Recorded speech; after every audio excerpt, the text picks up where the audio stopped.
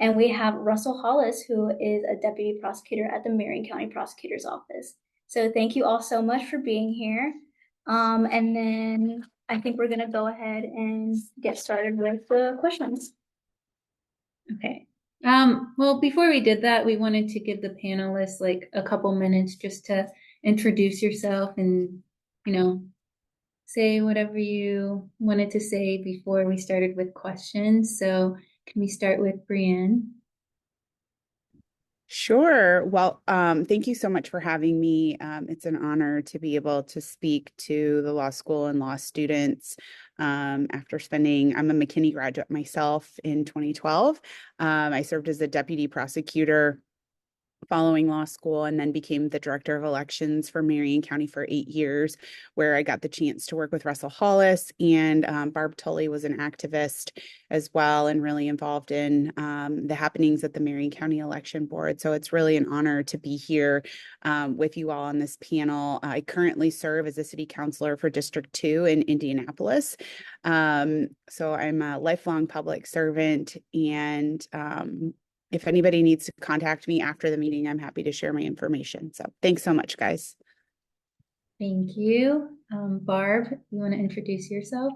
Hi, I'm Barb Tully with the very small not-for-profit Indiana Vote by Mail, but I'm also now on the board of the Indianapolis League of Women Voters and the State League of Women Voters. We do a ton of voter registrations at naturalization ceremonies, and we have had a heck of a busy September getting people registered in high schools and showing them how to use the voting equipment. The Marion County election folks were really helpful getting that election equipment out to 3 high schools where I spoke in the last week and a half. And yeah, so I know the whole election board, I know all the staff. I'm kind of an election nerd that's unpaid to do this work, and I'm happy to answer any questions. And I do know a lot about vote by mail, so if anybody has questions about that, we can talk about that in detail. Great, thank you. David? Yeah, hi, thank you. My name's G. David Caudle, and my pronouns are he, she, or they. I am the executive director of the Equality Indiana Educational Fund. We are a new 501c3 that is focusing in the LGBTQIA community in civic engagement. And of course, focusing at this particular point in time, the biggest and most important civic engagement is getting registered, getting educated about voting, as well as voter mobilization and making sure everyone gets out to vote. We can register everyone till we're blue in the face, but if they don't vote, then it's a waste of energy getting folks registered. So I love you. I love all these beautiful faces that are on here. Everyone taking an interest in this topic, and I'm happy and honored to be here with the other panelists and with just all these great students. Just following up with what Barbara said, last week I went and spoke with some wonderful high school kids at Kokomo High School, and it's just so wonderful to see the young people being engaged. And at IU Indy tomorrow, I'll be there for their big voter bash. So that I'll be delighted to again talk with young people, make sure they have all the great information they need that we'll be sharing here, so that they start making a voter plan now and make sure they get out the vote. So I'm just happy to be here and delighted to answer any questions. Thank you. We're happy to have you. Kit? Hey everyone, thanks for having me. My name's Kit Malone. I use she, hers pronouns. I'm a freelance political strategist right now. In fact, my biggest client is Indiana Conservation Voters at the moment. So I'm actually running their democracy program. So I'm really excited to be able to talk to y'all about this. I'm working with some of my favorite organizations in Indiana now are youth-led. I love the folks at Count Us In, for instance, who are really engaging a lot of people. And it's really cool to see such mobilization and excitement in the youth vote this year. I think that I don't think the youth get enough credit because I think they're always a great source of energy and excitement. I think that sometimes folks like to complain about them more than they like to engage them. And so it's really great to see you all engaging yourselves and doing the work that you always do. So yeah, that's me. Sorry, that was a little bit of a rabbit hole. I was a little late getting on, so that always puts me in a space. So here I am. I guess I'll just be like this the rest of the panel. Thank you. And last but not least, Russell. My name is Russell Hollis. I graduated law school from Indiana University McKinney School of Law. I'm practicing attorney with the Marion County Prosecutor's Office, but prior to that, I was the spokesperson for the Marion County Election Board and part of the executive team under Marion County Clerk Mila Eldridge, where I worked along closely with our Director of Elections at that time, who was Brianne Delaney, who was a part of this panel. So I'm happy to be here with you all today and to talk more about voting rights and elections. Well, thank you. We're very happy to have everyone here today and have everyone who has such an incredible background. We're very fortunate to hear you guys talk today. So we're going to go ahead and start with the first question. These are submitted by our students. And so if any of you have any, I guess, specific background to kind of add on to it, just jump in. It doesn't have to be like one specific person or another, just whoever feels very motivated, please feel free to unmute yourself. So the first question is, what forms of identification are accepted at the polls in Indiana, and what should individuals do if they do not have a valid ID? Any of us can answer that. Any of the five of us can answer that. So to register to vote, you need an Indiana driver's license, an Indiana learner's permit, or an Indiana state ID, which is a non-driving card. If you're registering on the league uses the federal paper voter registration form. On the paper form, you are able to use the last four of your social security number, but if you're registering at indianavoters.com, you cannot use the last four of your social security number. You have to use an Indiana state ID. And then to register, or excuse me, to actually vote in public, I've done this presentation like 20 times in the last week and a half and talked to high school students about it. So that's why I'm like rattling this off. To vote in person has to be issued by the state of Indiana or a federal ID. And the only federal ID that will qualify is a passport, US passport. So it has an expiration date, it has your picture, it has your name. So a US passport, a military ID also works, even though they don't have expiration dates. So that is the one exception, but it is issued by the federal government. And so then the Indiana IDs. And if I could just follow up on all that exactly correct information, I also there's a couple best practices to keep in mind when you go to vote that are not necessarily about the law. One thing that I would say is that, for instance, technically your voter ID does not have to be exactly what is on your voter registration. However, I always recommend these days if it's within your ability, taking a moment to make sure that voter registration you have, which you can do on Indiana Voters website, does in fact match the ID that you will be using at the vote. Make that part of your voting plan, just to decrease the opportunity that you might have to be disenfranchised. Let's just make sure that all those I's are dotted before you get into the polls. You have till October 7th to do that. And then I will jump in on the second half of our question. What do you do if you don't have an ID? And before I get there, I do want to talk a little bit about what Kit said. The name has to reasonably conform. So if your name is like John Robert Crew, your ID could say J. Crew, or Bobby Crew. It has to reasonably conform. But I will say she's right in that you're dealing with poll workers that are doing their best to interpret a very complicated law. So make it as easy for them as possible. And make sure if your voter ID says John Robert Crew, if your voter registration says that, it's easiest if your ID says that. The other thing is the address part of your identification that you bring. That, if you noticed, nobody talked about the addresses having to match because that's not required under law. That is what you do when you register to vote. That's the point, is that they tie your voter registration to an address at that point in time when you register. So then when you come to vote, you have to verify that the address in the poll book is still your address, but the poll workers are not checking the address on your ID to the address in the poll book. They're checking to make sure that you are you, which is why they're going to look at the picture, and the picture is required and the name is required to match the poll book. So that's, I think, an important distinction. What do you do if you don't have one? Before Election Day, go get one. I believe, and you all can chime in, but I believe the BMV is still open on election day. If you still don't have your ID or unable to get one on election day, you can still go vote, but you'll have to vote by a provisional ballot, and you'll have 10 days after election day to present a valid ID at your local election board. So you can go get your ID, come back after election day, even if you leave it at home, go vote, cast that provisional ballot, but then you need to bring that ID back to your local election board by 10 days after election day for then your ballot to be counted as a regular ballot and for your vote to count. Thanks. I'll stop talking. And the BMV, so the BMV, I just sent a slide that we included the high school presentations. The BMV has, which is normally not open on Mondays, has special hours this election day. So it is open on Mondays, the Monday before election day, November the 4th, I think I forget what the hours are. It's on that slide that I sent Taylor.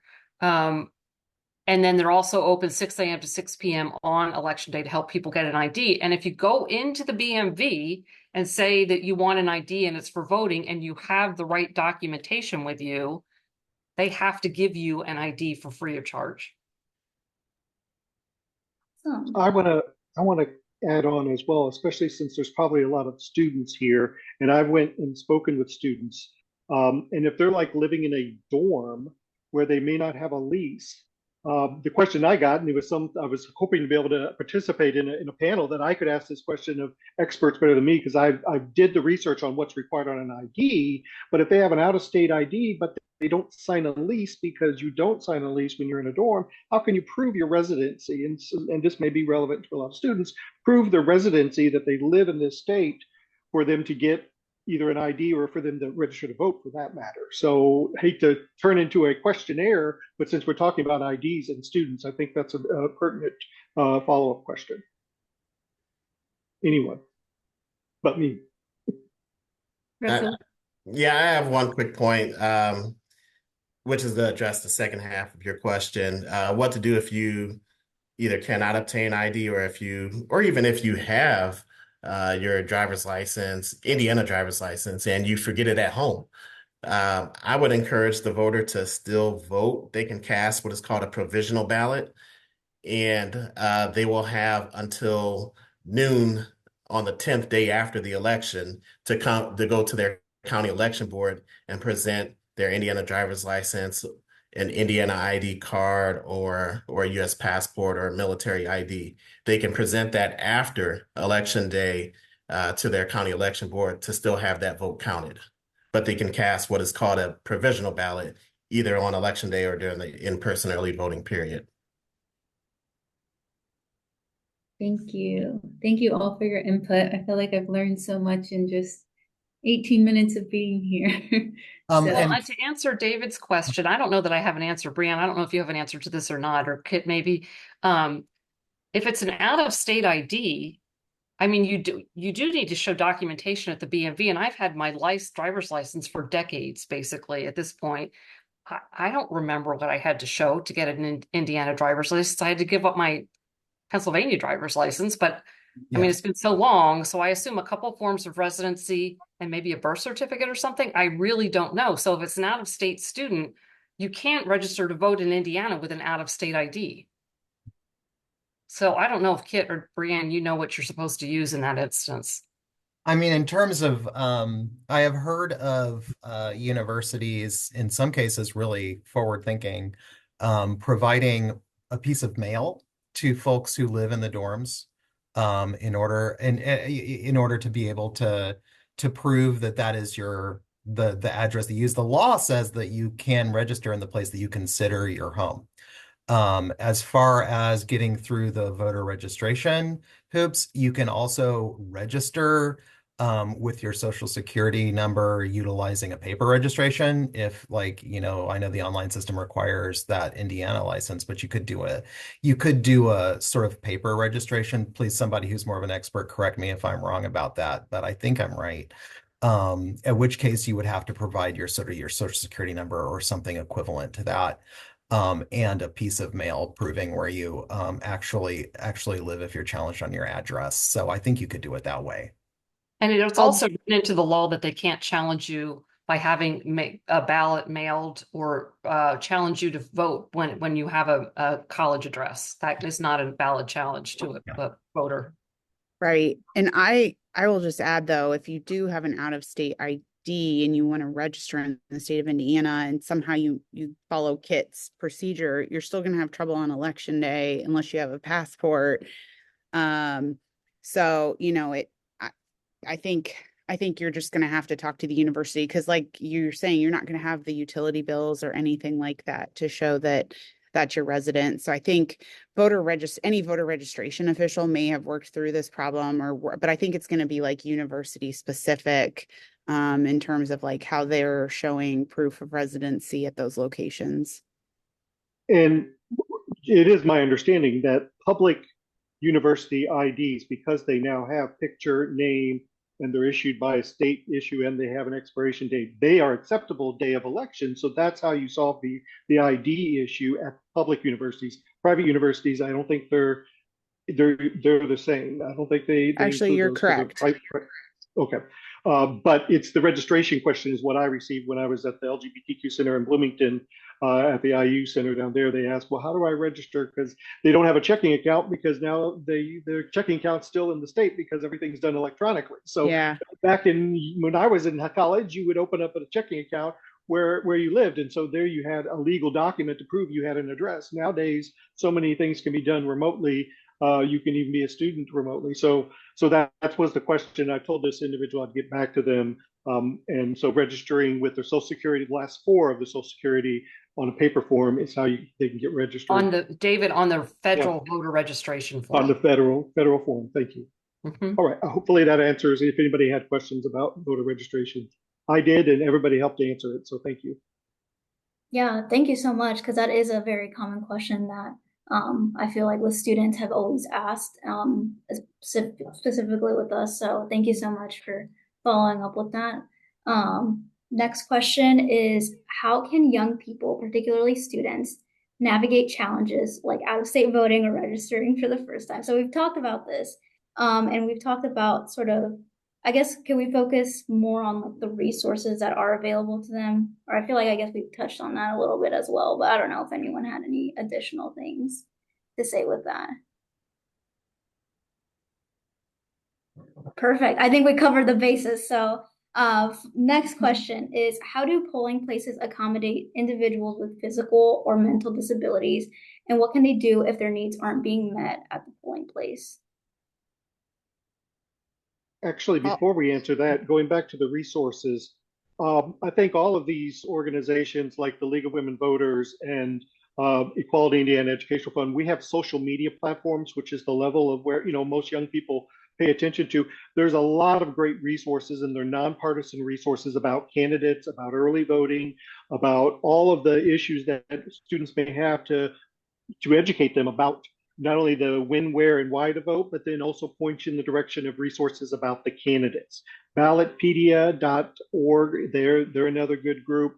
And like I said, the League of Women Voters, WFYI.org, which is a public television and radio station, they put out a voter guide prior to the election. So these are all resources that you can go to their websites or, of course, follow them on social media, and they'll provide you with great information. And I know at IUPUI, or now IU Indianapolis, the JAGS votes, I think that's they have these similar resources that they'll be sharing over social media. So that answers the resources question, or a little bit more details. But social media is a great way to find things from legitimate sources. Obviously, we're going to talk about misinformation, I think, eventually here, but those are some, I think, really credible sources, and not just getting information from friends that may share something. Hey, I read this about, cats being eaten. We know things like that are not credible sources, that some of that stuff gets put on there in the national or local. So it's good to look around and touching base with those student organizations like JAG Votes will help you point you in the direction of good resources. Thank you so much. Can you remind me what the second question was? Oh, voters with disabilities. Yes. I will just start by saying there are federal and state laws requiring, all polling locations and voting equipment to be accessible to voters with disabilities. And as technology's gotten better, the voting equipment and voting mechanisms have become a lot better. Voters with visual disabilities, they filed a lawsuit. I just left a CLE talking about elections, and this came up. There was a lawsuit a couple of years with the state of Indiana with voters that they call them print disabilities, so anybody that has trouble writing, but it's mainly voters with a visual impairment filed a lawsuit, and now you know, uh, all the counties across Indiana are much more prepared to do an audio ballot, so they can generate that to you, so you can listen to your ballot and vote at home. Um, I will say election day all polling locations are accessible to voters with disabilities. However, you are relying on the one inspector that's going to be at that location and their ability to understand the equipment and its abilities to accommodate them.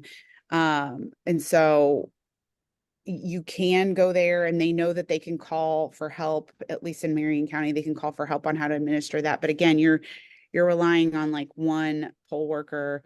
Um, Oftentimes, if you could go early vote, it's a lot less crowded. You have full-time staff there that know how to work all the equipment in a way that Russell's got his hand up, in a way that they can accommodate anything, I think, in a way that would make any person with any type of disability feel comfortable and accommodated.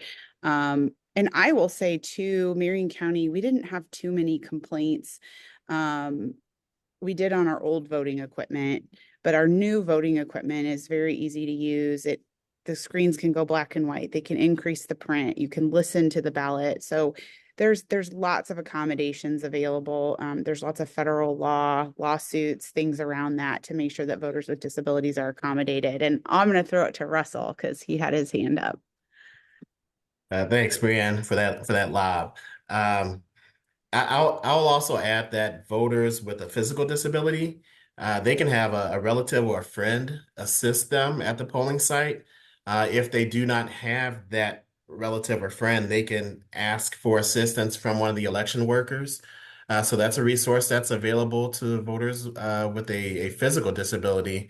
I would also add that voters with disabilities or even voters that are confined to their home can request what is called a traveling board, which is a bipartisan team of election workers that can go to the voter's home or their physical location, and they'll bring the ballot to that voter.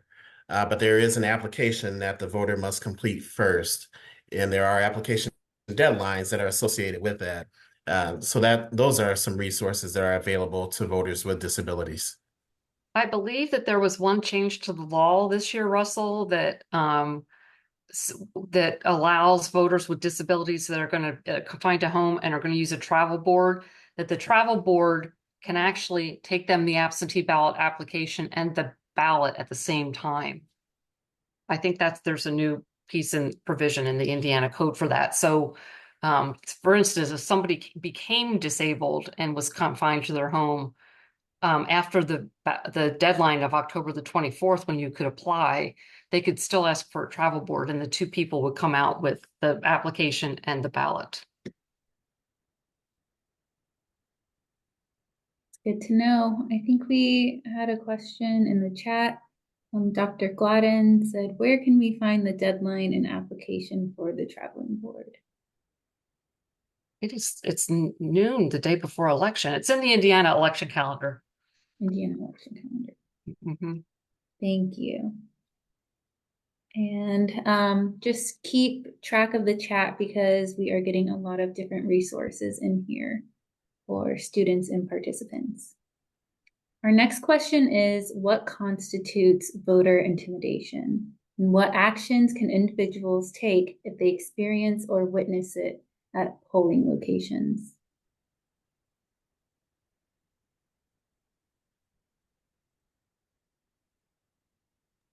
If you guys hang on, I've got the actual citation here. Um, I will, I'm trying to find it. Hang I had on. sent, while you're looking for it, I'll talk. How's that for you? Sure, great. I'll fill the dead space. Um, so there's a when we do voter registration training, so the league will often do, and we did a lot of them. We probably did 8 to 10 of them in the last 6 weeks, 8 weeks. Voter registration training, because we don't own voter registration. We just we do a lot of it, but we train other groups how to do it so they can go out and do it.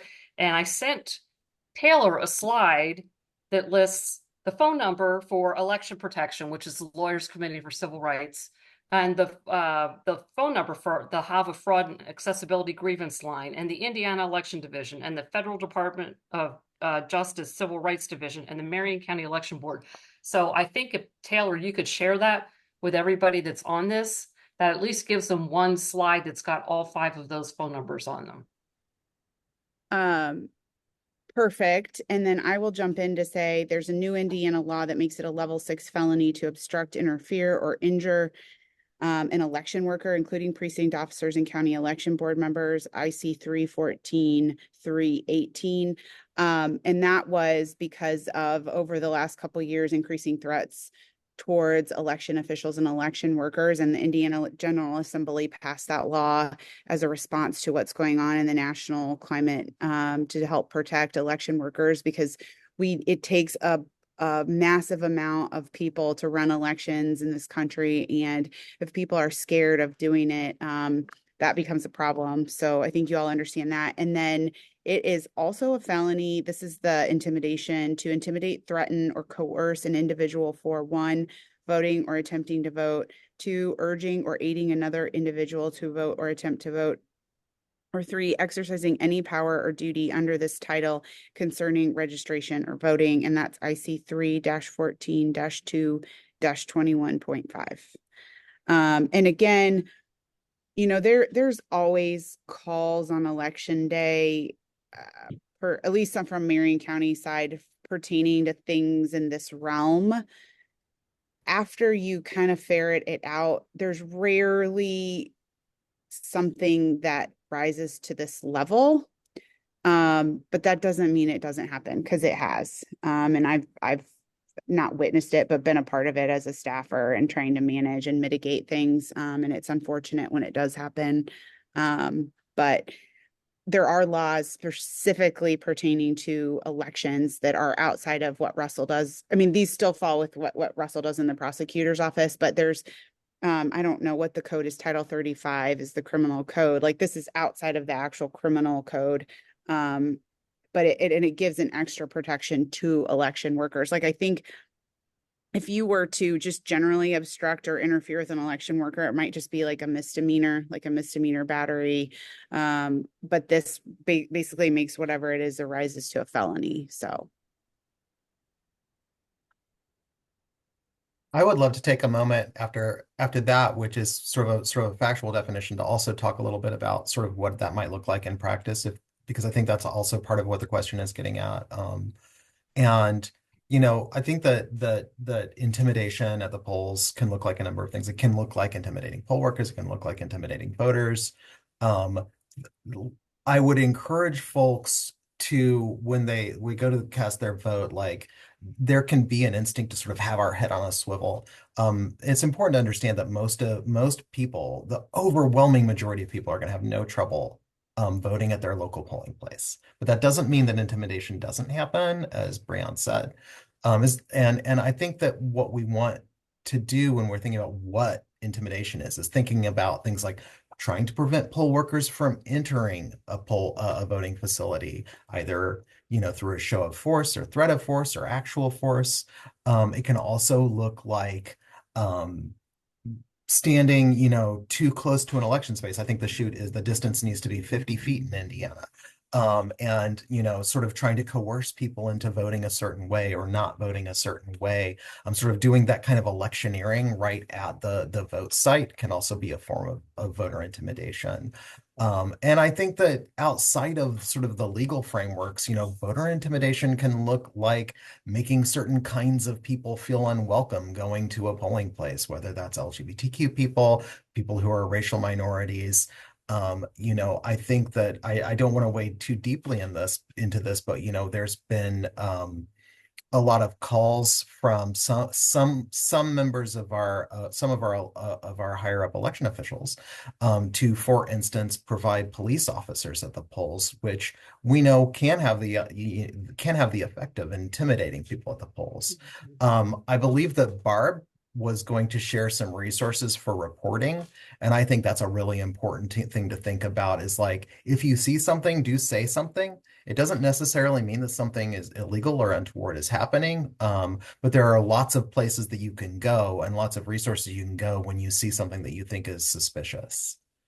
And to back up what Kit is saying, the inspector at each polling center, so there's one inspector and then there's a bunch of clerks, and the clerks check people in, but the inspector are the ones with the keys to the voting machines, and either on election day or at early voting, if you see something, so I'm an inspector at a polling site up here in Lawrence Township, and I've had people come in and say, people are inside the chute. My job is to go outside and say, you got to move away. You can't be this close to the building. And so if somebody says something to me directly about it, then I'm calling the inspector hotline. I mean, that's the first place I would go and let the people at the election services center take care of it. I'm probably not going to call the other, election protection and whatever, but the inspector has controls supposedly over that site. So if something's going wrong that's untoward, then there is a mechanism to report that into the central election office in Marion County. And And I'm go sorry, for I it. was just going to jump in as well. As one way to help protect yourself from being intimidated is, in part of making your voter plan, is to plan to go with friends or go with a group of people instead of going by yourself, and going to early voting where during early voting in person, which you don't have to have any excuse to have, versus early voting by mail, which I think we're going to talk about that eventually. But going to early voting with a group of people, group of friends, which you can do. And in most counties, I think they're not voting central, it's decentralized. You don't have to go to your precinct. So you can go with a group of your friends to help. It just helps you feel more comfortable that that the voting booth is a safe space. And that's what us as an LGBTQ organization, when we've been talking with a lot of young queer kids, to say, when you go in and vote with a group of people because you belong there, and voting is supposed to be a safe space for everyone. And just to make it easier, we hope to get people to do that early voting in groups so that they feel more comfortable going with their friends. And I'll just end that there. I'll just add that voter intimidation is a state crime as well as a federal crime. But I would encourage you, in terms of reporting it, to contact your county election board officials, let them know what you experienced, and I would report it to them. And my only caveat is, if at any time you feel like afraid, or like your spidey senses are not okay, you need to call 911. Because we often had our poll workers that were like, when do we call you? When do we call 911? And we're like, you'll know. And so I don't want us to get lost in like the reporting that like the police are there if you need them. They are running in Marion County. They're running their specialized, I forget what it's called, but they're running their I don't know, Russell, if anybody knows what they're, but out on the east side, like they're running their specialized hub where they're monitoring social media and monitoring things, and they're very aware of what's going on. And everybody working that day out on their beats knows what's going on and knows how to respond, and they're point people in the county with IMPD. So don't hesitate to call the police if you need them. Thank you. Thank you all for your input. And going off of, making people feel comfortable going out to vote, how do you think we can encourage more young people to be more active participants in the electoral process? And what are some unique challenges they may face? Well, as I've spoken about, meeting them in their spaces and where they're comfortable, like on social media, is one way to at least educate them about the ins and outs of voting and pointing them to resources and doing it as you know, as with their friends, and doing it in groups, in their cohorts, and folks that they know, so that everybody can watch their back and make sure, you know, you're not telling your friend how to vote, but you're having a good conversation about it, and you're both well educated, or a group of friends, and everyone goes and votes how their First Amendment feels they should be voting, but that they're doing it, like I said, they all feel welcome with each other. So we try to meet people in those spaces where we're invited, like at the colleges, and then through social media. Great, thank you. I would briefly add that what I would recommend to a younger voter is to download a sample ballot. They can do that either at indianavoters.com or through their county election board. I know in Marion County, you can download a sample ballot um, through the Marion County Election Board through their website. And the reason why I recommend that a younger voter and all voters do that is because you see what is on the ballot as well as, you know, each of the candidates. From there, you can do your research to see how these offices that are on the ballot, how they impact my life. And from there, I can figure out who I'm going to vote for by figuring out how this election is going to impact my daily living. Thank you. Can I ask a question of the folks here? And you could like raise your hand.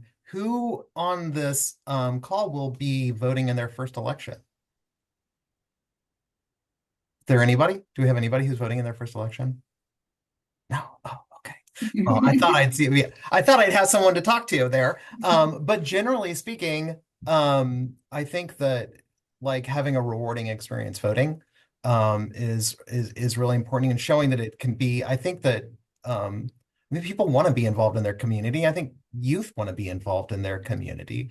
I think there's a lot of messaging out there that can render folks of all ages feeling a little helpless and hopeless. But voting is sort of this ultimate act of hope, and talking to your friends about how you see that as part of your duty. There's all kinds of ways to I'm not going to, even though I do some messaging for a living, I'm not going to pretend to be an expert on it, but on what you think.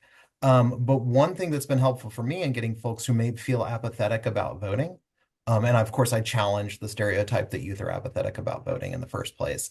But I would say that one thing that I like to tell folks is that I'm voting for a whole slate of people all up and down the ballot, and I'm not voting to marry any of them. I'm voting for who I'd like to get in a fight with, to be honest, as an organizer. Refocusing people away from like, I have to vote for the person who like perfectly embodies my ideas, and vote for like, who would you rather fight? And like maybe thinking about it in those terms. At least I come from an activist perspective, so I'm inclined to think of things that way. But I think that is often a way to sort of clarify what our democratic process is all about. It's not about joining a fan club, or endorsing an entire slate of policies. It's about how weak or strong your opponent is going to be. And I like to selectively vote for the person who I think is going to put up the least fight. One of the things that we've been doing at high schools, because we don't pick up many high school registrations this time of year, because there aren't many kids in these last 6 weeks or whatever before the election that are 17 or going to be 18 by election day. So we do a lot of talking about them being poll workers, because 16 and 17-year-olds can be poll workers in the state of Indiana and be paid just like a regular clerk, an adult, if you want to work at the polls, and I assume everybody on this call is 18 or over, you can be a poll worker. So that website is pollworker.indy.gov. You fill out an online application, and then the Marion County Election Board office will be in touch with you to assign you to a polling location near where you live.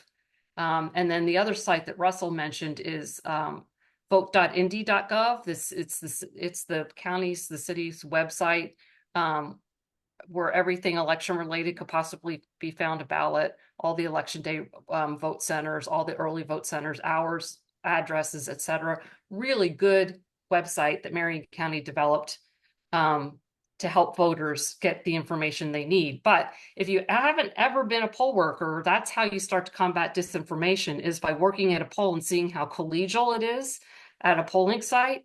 I'm an inspector. I have about the equal number of Democratic clerks and Republican clerks, and nobody's talking politics. We're just glad to be there to serve students, and it's all very friendly. And the average age of poll workers in Marion County, or maybe in Indiana, is like 65. And so if you guys could all bring that average down by working as poll workers, that'd be awesome. Well, thank you all. That leads us to our last question, and before we turn to Q&A, and that is, what role does misinformation play in voter suppression, and how can we combat that in our communities? Work the polls.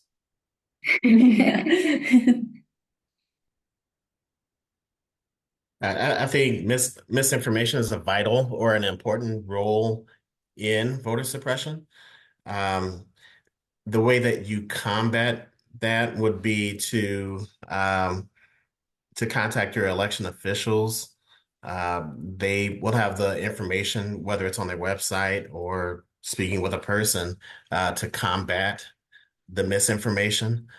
And also just staying engaged with your local election officials, and monitoring local news as well. That will help you combat the voter suppression or the misinformation. But again, if you're in Indianapolis, as someone just mentioned, go to vote.indy.gov. There's a wealth of information on that website that will combat misinformation. And I want to jump in. I think this is such an important topic, voter apathy here in the state of Indiana. I have heard so many times. I spoke to a group of high school students, and we were in a group, and they were like, my vote doesn't matter. I don't want to vote. And I was like, but the state legislature, I was trying to explain to them, but the state legislature allocates property tax dollars, and that goes to school funding, and that makes a difference in what your school looks like versus some of the other schools. Like, I was trying to draw the line to the youth. And I am by no means somebody that can talk about youth voting or what's going to get people to vote. But what is coming forefront to mind is the voter apathy in the state. And it just, as somebody who's been politically involved and cares so much, I'm elected official, right? It just kills me to think how many people and how many times I hear people say my vote doesn't matter. So I think, David's point about going in a group is really important, because it's like people are like, like, you can just see it. I started thinking about it a lot this election because my own sister didn't vote last year. And I was like, why?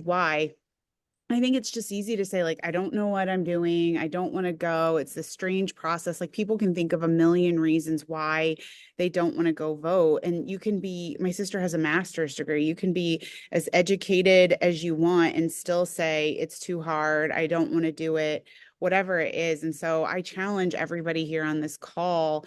Like, that's what I've challenged myself to do this election, is to, like, say, I'm going to babysit your kids to my sister, or I will go with you. I will block off half a day to go with you.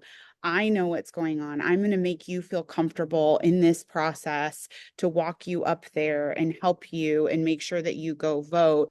And so I challenge everybody here to do that for somebody. Like, it really hit home when I started thinking about that. Like, why wouldn't my very own sister go to vote? And so I'm like, well, I'm gonna take a half a day out of my time to go figure this out, whatever it is. So I challenge everybody here to do that, to make a difference. And I see voter apathy as like voter suppression, right? Like, if you're not voting, you're suppressing the vote. And so the state has done a really great job, however we've gone about it, to get people to not care about voting. So I'll stop there. I would pipe in and say that the local news sources, so with the decline of traditional media, we have some other media that has popped up. So Indiana Capitol Chronicle, State House File, Axios, Indiana, Mirror Indy, the Recorder. There are local news sources that I would rely on more than looking at TikTok or Instagram. Let's just be honest. And people should not be necessarily believing what they see on those sources without vetting them against some people that are actually reporters and that are vetting stories.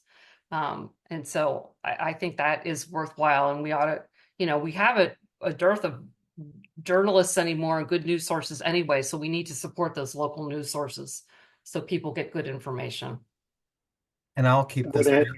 Oh, sorry. I I'll was just going to say add WFYI.org, Thank you. the Yes. public Yes. television radio, Yes. as a source. Yeah, They don't have a paywall.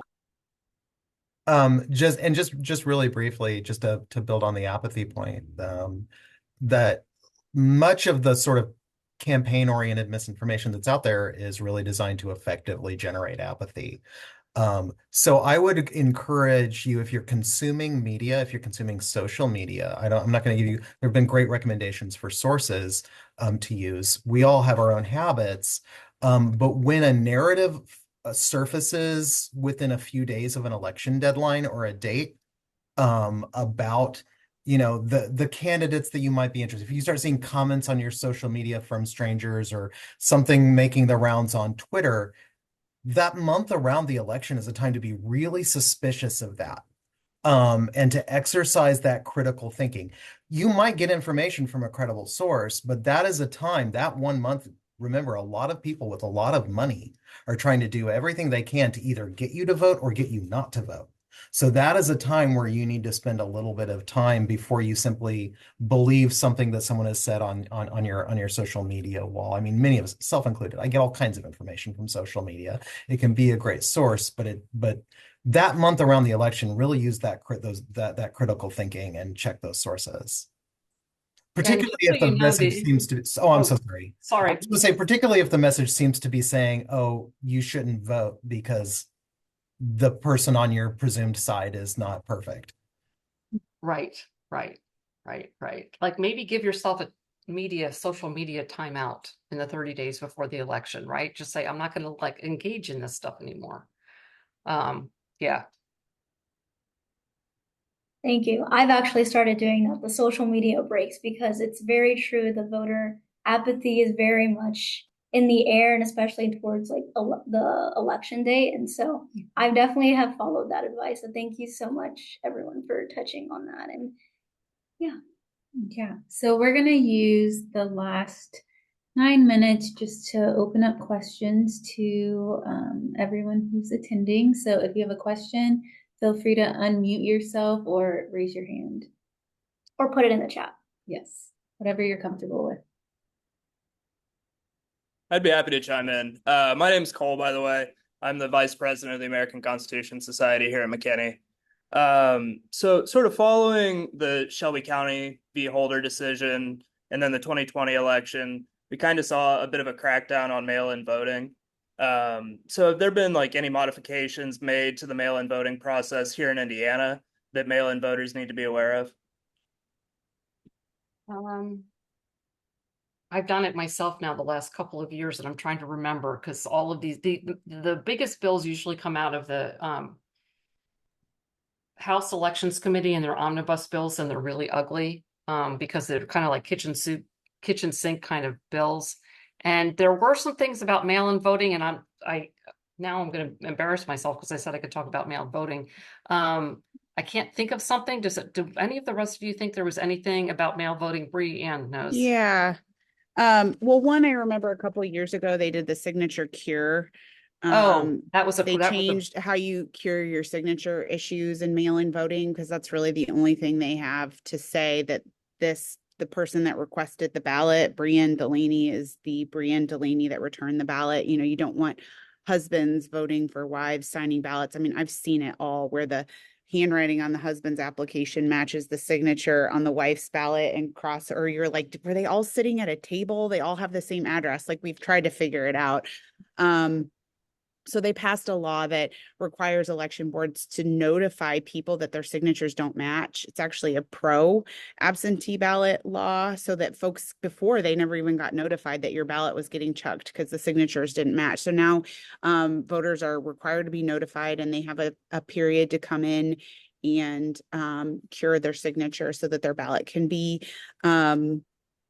cast and counted. The other one revolves around the absentee ballot application must request that the application include either a copy of the applicant's driver's license or the voter ID number. You used to not have that. I think you could just put like the last four of your social, but now they like want to tie it to an Indiana person. So like in that sense, your passport, your college ID, all of that isn't going to work. You've got to have a driver's license or you need to know your voter ID number for that.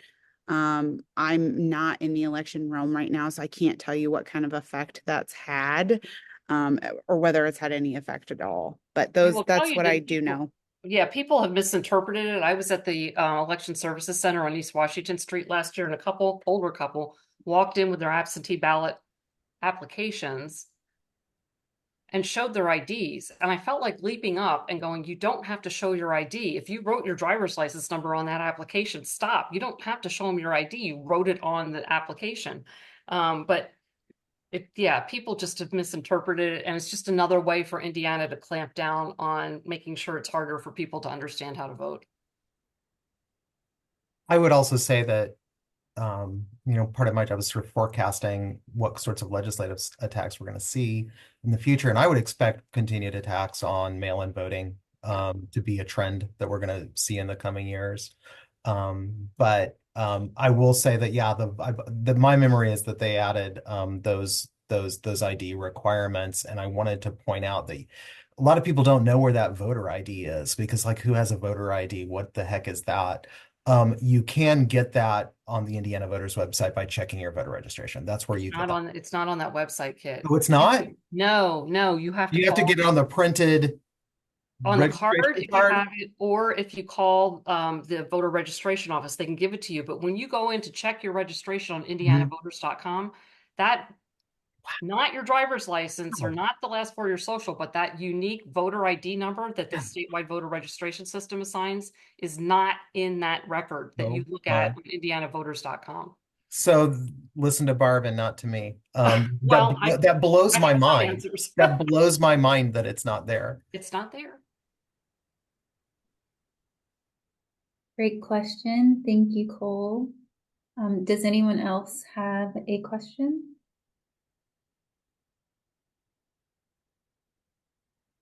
We actually received a direct message question, and it was, if English is not your first language, do you know if there are any aids to help with voting? Federal law requires that if like a certain percentage of your population speaks another language, you're required to have your ballot in multiple languages. Indiana doesn't meet that requirement. So we don't have ballots in multiple languages, but back to what Russell said, you can, and Russell, you might want to help me with this, have like somebody there with you to help you translate your ballot, like an assistant, and they have to fill out a form. But I think that's the best way to get around it. But again, the election board isn't going to provide you the translator. But you can bring your own. Russell, anybody want to chime in there? I have nothing to add. That was great. The only chime in that I have is that you would want, like, when you're talking about making a voter plan and ways you can help your community vote, that's a way. Like, offering to provide translation for folks in your neighborhood is a great way that you can increase ballot accessibility for everyone. And it sucks that it has to be that way right now in Indiana. It shouldn't be. But that's one great community service you can do. Actually, I do have a quick point. The ACLU generally has resources that can help voters. And one of the resources that they do have is they connect voters to organizations that help voters who do not speak English. So I would encourage you to go to the ACLU of Indiana's website to get connected to those resources. Okay, thank you. And so we do have 2 minutes left, but we'll take one last question from Professor Baker, who is our advisor for the American Constitution Society. So take it away. Well, thank you. First, thanks for the ACS leadership for putting this together. Really excellent. For selfish reasons, I'm asking this question. In Indiana, do the panelists know, do all or any of the public and private campuses have state voting polls, voting places on their campuses? Is there any push, or is there any campus, public or private, that has an edge in this direction to answer all these questions for that population of students, or that population? So decisions about polling places are made, and Brand, correct me, or Russell, but are made by each county election board. And there's 92 counties in Indiana. And there's only 65 of them are vote center counties, and the rest are precinct based. So 27 are precinct based. But it's decision made by the county election board. So it varies by county, is all I'll say. Thank I you. will- You may have noticed that there was a recent, I believe it was a lawsuit in Lafayette, or was it West Lafayette? They're all the same to me. But they've managed to get an early voting site out of that, but they do not have a day of election site. So On the campus, on Purdue. on the campus, they don't have a day of election site on campus. So it really is 92 counties, 92 systems.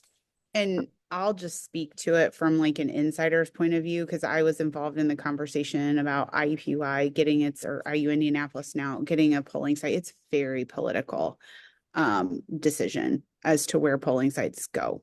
And I'll just leave it at that. Thank you. Anything else? Thank you so much. I appreciate your responses. I'll take my hand down now. Okay. Thank you all so much for participating. I think this was extremely educational and great for all participants, and even yourselves to learn new things about what we should know about our rights in voting. For everyone before you go, voter registration bash event is tomorrow at the Taylor Courtyard from 12 to 3 p.m. So tell your friends, tell anyone you know on campus, and Come let's see get me at my everyone- table. Yes, yes, let's get out and get registered to vote. Thank you all so much. Thank you to our panelists and students. We will try to send out all of the resources that were shared today. Thank you. Have a great day. Thank you. Thank you. Great job. Thank you. Thank you. Thank you.